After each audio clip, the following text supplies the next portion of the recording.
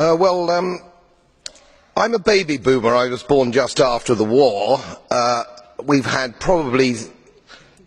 probably had the longest period of peace and prosperity globally, I would say, from that time.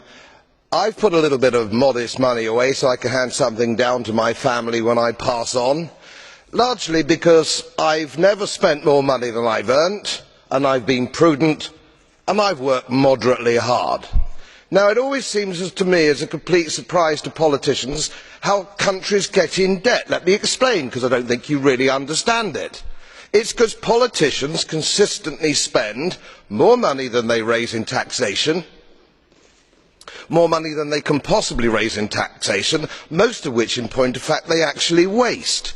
The reason we are talking about countries which are broke, and they are broke, is because their ridiculous, ineffective, ignorant politicians consistently spend more money than they can raise, and then they borrow, and worse, they then print money because politicians and their central banks have a machine which prints money.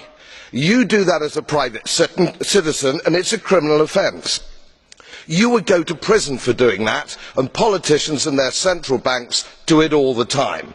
Let me explain to you that these countries are broke, and they are broke because of their own stupid leadership and politicians, and it is immoral to ask ordinary taxpayers of any country to pick up the tab for failed politicians and failed banks. They are defaulted, they are broke. For God's sake, let us all of us admit it.